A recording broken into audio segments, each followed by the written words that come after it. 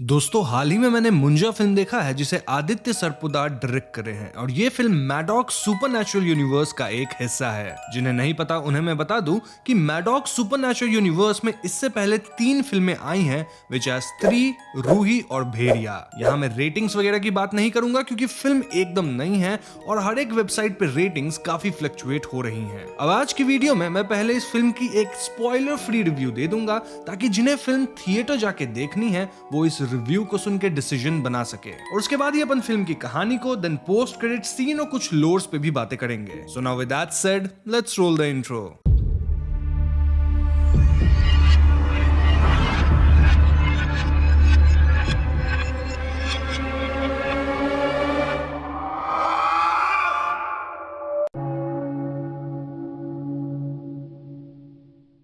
तो फिल्म को देखने से पहले मेरी मुंजा फिल्म को लेके कम उम्मीदें थी क्योंकि ना तो इस फिल्म का उतना प्रमोशन किया गया था, ना ही फिल्म का टीजर ट्रेलर मुझे उतना इंप्रेसिव लगा था। लेकिन फिल्म देखते वक्त आई वाज प्लेजेंटली सरप्राइज्ड क्योंकि ये फिल्म मेरे एक्सपेक्टेशन से काफी अच्छी निकली। आई हैव टू से कि मैडॉक फिल्म्स ने इस कॉमेडी हॉरर जॉनरे को नेल कर दिया है। फिल्म शुरुआत से ही अच्छा हुक करती है और एंड तक आप फिल्म के साथ बने रह पाते हैं। टेक्निकल एस्पेक्ट्स जैसे डायरेक्शन, विजुअल्स ये सब भी काफी बढ़िया है और पात्रों की एक्टिंग भी ऑन पॉइंट रही है। वैसे मेरी फिल्म को लेके 2 कंप्लेंट्स भी हैं। पहली कंप्लेंट ये है कि मुंजा का जो वीएफएक्स इन्होंने दिखाया है वो तगड़ा नहीं था। आई मीन ये आंखों में चुभने वाला वीएफएक्स भी नहीं था, लेकिन इसे अच्छा भी हम नहीं कह सकते हैं। और ध्यान रहे मैंने कहा है विजुअल्स अच्छे हैं, इसका मतलब ये नहीं कि वीएफएक्स अच्छा है। विजुअल्स मतलब सीनरीज जो मूवी में दिखाए गए हैं वो अच्छे लग रहे थे।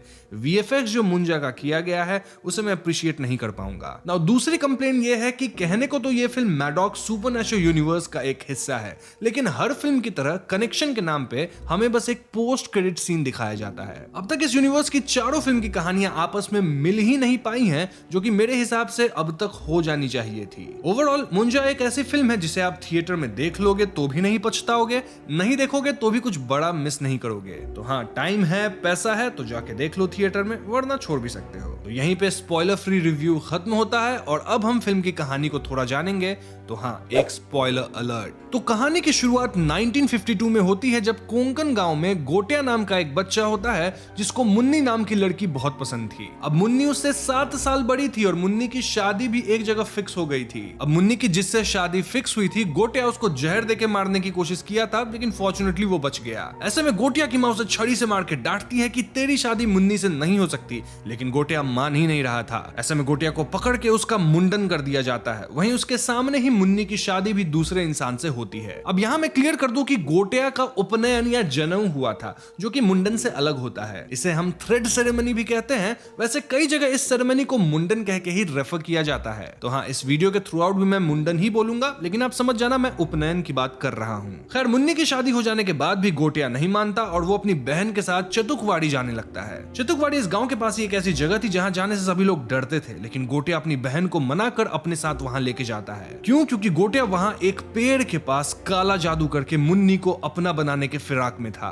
हद तो तब हो जाती है जब हम समझ पाते हैं कि इस काले जादू को संपन्न करने के लिए गोटिया को एक बलि भी देनी होगी और वो अपनी बहन को ही मारने की कोशिश करता है। इस धक्का मुक्की में गोटिया का सर पेड़ पे लग जाता है, जिससे वो काफी चोटिल होता है। अब जब तक गोटिया की बहन अपनी माँ को और गांव वालों को बुला कर लाती, गोटिया वहीं पेड़ के पास अपने प्राण त्याग देता है। ऐसे में गोटिया का अंतिम संस्कार वगैरह होता है और पंडित लोग उसके रिमेन्स को उसी काले जादू वाले पेड़ के पास छिड़कते हैं, मतलब दफनाते हैं, और फिर पेड़ पे धागा बांध के गोटिया को वहीं कैद करते हैं। दरअसल जब भी किसी का मुंडन होता है और अगर वो बालक मुंडन के 10 दिन के अंदर मारा जाए तो वो ब्रह्म राक्षस या फिर मुंजा बन जाता है। मुंजा काफी खतरनाक होते हैं और इसलिए गोटिया को इस पेड़ के साथ ही अटैच करके कैद कर दिया गया था ताकि वो किसी को परेशान ना कर सके। अब यहाँ से कहानी प्रेजेंट में पुणे शहर पे आती है जहां हम बिट्टू से मिल पाते हैं, जो कि बहुत डरपोक है। बिट्टू और उसकी माँ पम्मी मिलके सैलून चलाते हैं और इनके फैमिली में बिट्टू की दादी भी है जो कि उसे बहुत प्यार करती है। बिट्टू को बाहर जाके हेयर डिजाइनिंग वगैरह सीखना है और इसके लिए उसे स्कॉलरशिप भी मिल चुकी है,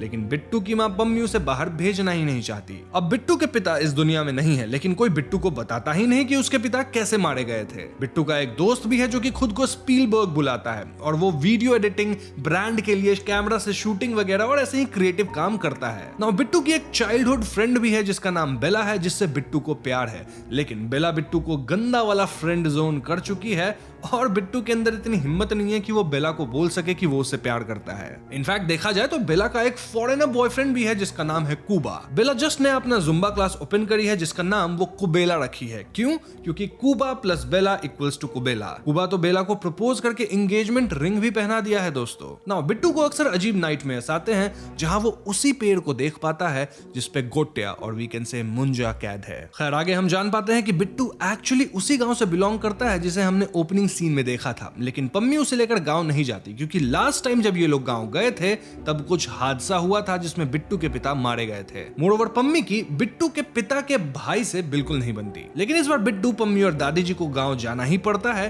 क्योंकि बिट्टू के कजन रुक्कू की सगाई थी। अब गांव पहुंचते बिट्टू के चाचा जिनका नाम बालू है उनमें और पम्मी में तनाव बढ़ जाता है। बात आगे तब बढ़ती है जब बालू काका चेतुकवाड़ी बेचने के लिए दादी जी को पेपर्स पे साइन करने को कहते हैं, लेकिन दादी चेतुकवाड़ी नहीं बेचना चाहती थी। दादी का कहना था कि वो जगह शापित है और हम उसे नहीं बेच सकते, लेकिन बालू सुनने के मूड में नहीं थे। बहस बहस में बालू कहने लगते हैं कि आप अपने बड़े बेटे के लिए तो बराबर साइन कर देती, और वो भी तो चेतुकवाड़ी बेचना ही चाहता था ना। वहीं जाते वक्त तो वो पानी में डूब कर मारा गया था। अब अगर आप कंफ्यूज हो रहे हो तो यहाँ बिट्टू के पिता की बात हो रही है क्योंकि बिट्टू के पिता और बालू भाई हुए ना, और बिट्टू की जो दादी है वो इन दोनों की माँ हुई। खैर बिट्टू भी ये सब सुन लेता है और जोश जोश में बालू बिट्टू से कहने लगते हैं कि तुम्हारा बाप वहां पे पेड़ जलाने गया था, पागल था वो और पानी में डूब के मर गया। इन बातों से बिट्टू बहुत हर्ट होता है और वो इस जगह से भाग के सीधे चेतुकवाड़ी में उस पेड़ के पास पहुंच जाता है। हम देख पाते हैं कि गोट्या जो कि अब मुंजा बन चुका है वो बिट्टू को देख के काफी खुश होता है, सेइंग कि मेरे रिश्तेदार आ गए। अब बाकी लोग बिट्टू को ढूंढ रहे थे लेकिन बिट्टू मिल ही नहीं रहा था और ऐसे में दादी एक छड़ी निकालती है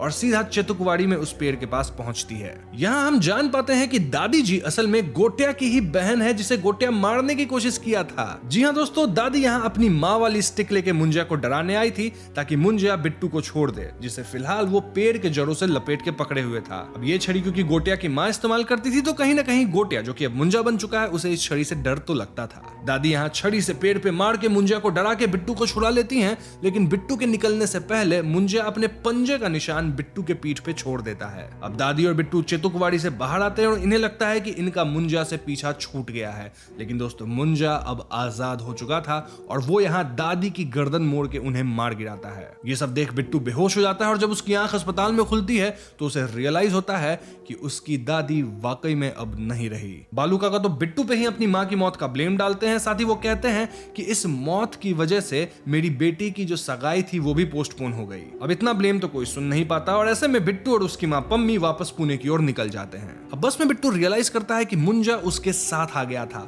और मुंजा को सिर्फ ब्लड रिलेटिव्स ही देख सकते हैं, इसीलिए बस में सिर्फ बिट्टू से देख पा रहा था। मुंजा बिट्टू को काफी परेशान करने लग गया था। इनफैक्ट पुणे पहुंच के तो वो बिट्टू को मारता पीटता भी है। मुंजा को अब भी मुन्नी चाहिए थी और वो बिट्टू से मुन्नी को ढूंढने कह रहा था। मुंजा सूर्यास्त तो होते ही आ जाता और सूर्योदय होते ही चला जाता, यानी पूरी रात बिट्टू मुंजा के प्रकोप से परेशान रहने लगा था। अब पम्मी को लग रहा था कि बिट्टू इतनी बुरी हालत में इसीलिए है क्योंकि वो दादी जी के जाने के गम में है, और पम्मी तो ये भी सोचने लग गई थी कि कहीं बिट्टू ड्रग्स वगैरह तो नहीं कर रहा। अब बिट्टू ये मुंजा वाली बात अपने दोस्त स्पीलबर्ग को बताता है एंड एज यूजुअल स्पीलबर्ग पहले तो भरोसा नहीं करता, लेकिन शाम ढलते मुंजा स्पीलबर्ग को भी पीट देता है जिससे उसे भरोसा हो जाता है। अब हालांकि स्पीलबर्ग मुंजा को देख नहीं सकता था लेकिन सुन और एहसास जरूर कर पा रहा था। और हाँ, मुंजा जब भी आता बिट्टू के पीठ पर वो हाथ का निशान जगमगा जाता और इससे बिट्टू को पीठ पे दर्द भी होती थी। स्पीलबर्ग और बिट्टू प्लान करते हैं कि वो लोग मुंजा के लिए सचमुच मुन्नी को खोजेंगे और इसके लिए बिट्टू अपनी कजन रुक्कू को गांव में मुन्नी की इन्फो निकालने कहता है। वैसे एक साइड इन्फो मैं आपको दे दूं कि स्पीलबर्ग को रुक्कू पे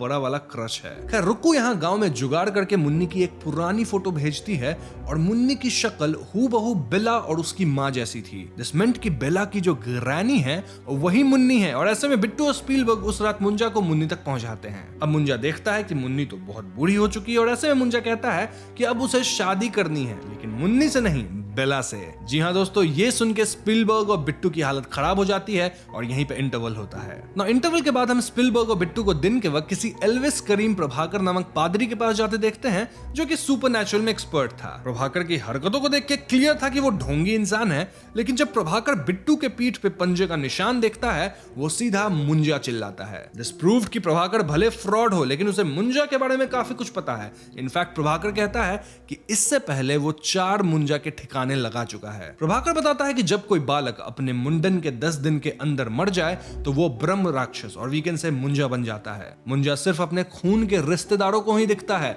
और उसे अपनी जिंदगी की अतृप्त इच्छा पूरी करनी होती है। यूजुअली उसकी इच्छा शादी करने की ही होती है और इसलिए जब वो अपने पेड़ से आजाद हो जाता है तो वो अपने किसी खून के रिश्तेदार को होस्टेज बना लेता है, जैसे यहाँ वो बिट्टू को बनाया है। प्रभाकर जी बताते हैं कि शास्त्रीय नियम के हिसाब से शादी करने के लिए मुंजा को फिजिकल फॉर्म लेना पड़ेगा और इसके लिए उसे बकरी के अंदर जाना पड़ता है। अब वो बकरी के अंदर जाएगा कैसे?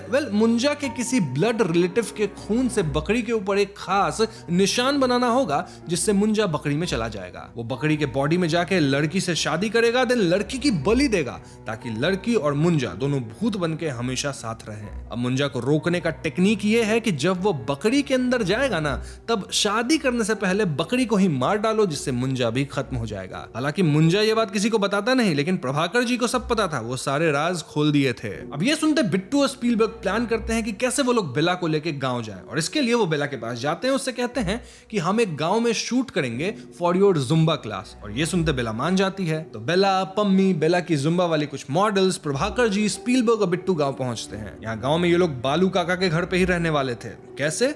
दादी अपनी यहाँ वाली संपत्ति रुक्कू के नाम करी थी और रुक्कू इन सबको अपने घर पे रुकने के लिए अलाउ करती है। तो गांव में शूटिंग वगैरह शुरू हो जाती है और इसी दौरान बेला बताती है कि वो कूबा से ब्रेकअप करना चाहती है। वैसे इसके ठीक बाद कूबा भी गांव में आ जाता है और बेला वापस उसके साथ हैंग आउट करने लगती है। अब उस शाम कूबा बेला के करीब आ रहा था और अब तक मुंजा आ चुका था और ऐसे में मुंजा कूबा को बुरी तरह मारता है, इतना कि कूबा के दोनों गुलाब जामुन ही खत्म हो जाते हैं, if you know what I mean. अब मुंजा को रुक्कू भी देख लेती है क्योंकि वो भी ब्लड रिलेटिव थी और मुंजा कहता है कि मेरी बेला से शादी करवाओ वरना रुक्कू को मैं नहीं छोड़ूंगा, उसके बाल भी छिल दूंगा। ऐसे में बिट्टू, रुक्कू और स्पीलबर्ग मिलके बेला को कोकोनट वाटर की जगह दारू पिला देते हैं जिससे बेला हो जाती है टल्ली। देन वो लोग एक बकरी उठाते हैं और फिर बेला को बकरी के साथ लेके चेतुकवाड़ी पहुंचते हैं। वहां बिट्टू अपने खून से बकरी पे वो सिंबल बनाता है जिससे बकरी के अंदर मुंजा चला जाता है। अब प्लान के मुताबिक ये लोग बकरी को मारने जाते हैं लेकिन टल्ली बेला बकरी को बचा लेती है, जिसके बाद मुंजा बेला में ही इंटर कर जाता है। वहीं बेला की आत्मा बकरी के अंदर चली गई थी।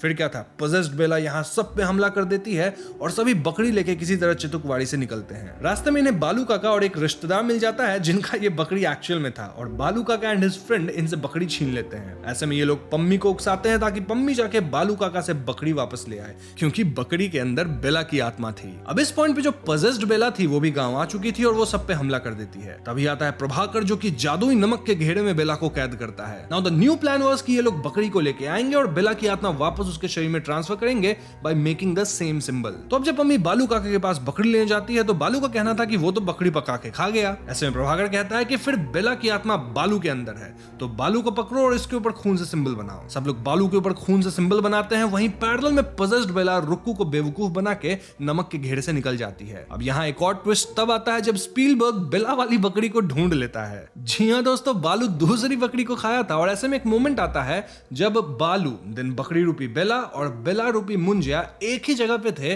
और तीनों पे खून वाला सिंबल था। इसके परिणाम अनुसार तीनों हवा में लेविटेट करते हैं और इनकी आत्माएं ट्रांसफर होती है। इस ट्रांसफर में बेला के अंदर उसकी आत्मा वापस आ जाती है, यानी बेला तो ठीक हो गई, लेकिन बालू काका के अंदर अब मुंजा था। बस फिर क्या था, पोजेस्ड बालू सब पे हमला कर देते हैं और बिट्टू ऑलमोस्ट होप खो चुका था। तभी वहां उसकी दादी की आत्मा उसे मोटिवेट करती है और ऐसे में बालू बीच पे वही स्टिक उठाता है जिससे गोटिया की मां उसे मारती थी और इस स्टिक को लेके बिट्टू चितुकवाड़ी पहुंचता है। वहां पोजेस्ड बालू बेला को मार नहीं वाला था कि बिट्टू बालू रूपी मुंजा पे स्टिक से हमला कर देता है। यहाँ इनके बीच काफी हाथापाई होती है लेकिन स्मार्ट बिट्टू बालू को स्टिक से मार के बैक पे ऐसे कट करता है कि वही सिंबल क्रिएट होता है। देन वो अपने खून से पेड़ पे भी सेम सिंबल बना देता है जिससे मुंजा की आत्मा वापस से पेड़ में खिंच जाती है। बालू अब अपने होश में थे और वो फौरन वहां से भागते हैं। नाउ पेड़ में जाने के बाद भी मुंजा पेड़ की जड़ें और टहनियों से बिट्टू और बेला को दबोच लिया था, लेकिन बेला यहाँ मुंजा पे जलने वाली लिक्विड फेंक के उसमें आग लगा देती है। इससे शायद मुंजा खत्म हो गया हो। अगर आप ऐसा सोच रहे हैं तो गलत है। वैसे ये दोनों बच गए थे और दोनों एक दूसरे को हग भी करते हैं। नाउ यहाँ से सीन कट होकर कुछ वीक्स बाद का आता है जब बिट्टू, बेला और सभी लोग पुणे वापस आ चुके हैं। यहाँ बिट्टू फाइनली हिम्मत करके बेला से आई लव यू कह देता है, लेकिन बेला तो कंट्री छोड़ के ब्राजील जा रही थी एडवांस्ड जुम्बा सीखने। बेला यहाँ बिट्टू को फ्रेंड जोन ही कर देती है और बिट्टू भी फ्रेंड जोन में ही खुश था। इसके बाद हम व्यूअर्स को एक मोन्टाज दिखाया जाता है जहां everyone is doing good, like Prabhakar वापस अपना नकली काम कर रहा है, बेला ब्राजील में एंजॉय कर रही है, स्पीलबर्ग भी अपना धंधा बढ़ा रहा है, बिट्टू भी खुश है, उसकी फैमिली भी खुश है और बालू काका तो खुद को वो पेड़ बोल के पानी डलवा रहे हैं। बेसिकली बालू काका का दिमागी संतुलन ठीक नहीं रहा है, कहीं बकरी तो नहीं उनके अंदर। अब फिल्म के एंडिंग सीन में हम देख पाते हैं कि कुछ लोग उस पेड़ को काटने लग गए हैं जिसमें मुंजा फंसा हुआ था। दिस डिपिक्ट्स कि जलने के बाद भी मुंजा मरा नहीं है और पेड़ के कटने से वो आजाद हो सकता है। इनफैक्ट इसकी विजन बिट्टू को भी आ जाती है और वो तुरंत स्टिक वापस निकालता है। अब वो काटे गए पेड़ गांव से बाहर ट्रांसपोर्ट हो रहे थे, डिपिक्टिंग कि मुंजा वापस जरूर आएगा। नाउ फिल्म के पोस्ट क्रेडिट सीन में हम जना को देख पाते हैं जो कि जंगल में भास्कर को ढूंढ रहा है। भास्कर तुरंत शायद भेड़िया से ह्यूमन फॉर्म में आया था, तभी तो उसके कपड़े नहीं थे, और जना उसे कपड़े देता है जिसमें मुन्नी ब्रांड की चड्डी थी। वहीं मुंजा कहता है मुन्नी, और यहीं पे फिल्म खत्म हो जाती है। तो दोस्तों ये थी मुंजा फिल्म की कहानी और पोस्ट क्रेडिट सीन को भेड़िया फिल्म से कनेक्ट किया गया है। हालांकि फिल्म के अंदर ऐसा कोई कनेक्शन देखने को नहीं मिला। अब फिल्म के एंडिंग में इट इज वेरी क्लियर कि मुंजा मरा नहीं है और अब वो नए होस्ट की तलाश में है। यूजुअली तो उसके होस्ट ब्लड रिलेटिव ही होते हैं, लेकिन क्या पता वो भास्कर या जना या फिर इस पूरा जो यूनिवर्स है इसके अंदर किसी को भी होस्ट बना ले। आइडियली ऐसा नहीं होना चाहिए, लेकिन ये चीजें किसी भी तरह से कनेक्ट हो सकती हैं। पता चला रूल्स बदल दिए गए या फिर कोई किसी का ब्लड रिलेटिव निकल गया। वैसे यहाँ अच्छी बात यह है कि बिट्टू को विजन्स के थ्रू पता लग गया है कि मुंजा इज बैक, और बिट्टू अब डरपोक नहीं रहा, वो पूरी तरह मुंजा को फेस करने के लिए तैयार है। वैसे पेड़ को काटा क्यों गया? मे बी वुड स्मगलर्स का काम होगा ये, या फिर अपने बालू का बेच दिए होंगे वो जगह, कह नहीं सकते। अब चलिए हम थोड़ा मुंजा के फोकलोर पे बातें कर लेते हैं। हिंदू धर्म में जीवन के 4 स्टेज बताए गए हैं, दे आर ब्रह्मचर्य, गृहस्थ, वनप्रस्थ और संन्यास। तो उपनयन जो होता है वो ब्रह्मचर्य को शुरू करता है, यानी स्टूडेंट लाइफ, और जब इंसान की शादी होती है तब उसका गृहस्थ पार्ट शुरू होता है। वनप्रस्थ रिटायरमेंट को कहा गया है और संन्यास आखिरी फेज है जब लोग भगवान के शरण में जाते हैं। तो अगर एक इंसान उपनयन के बाद और शादी करने से पहले मारा जाए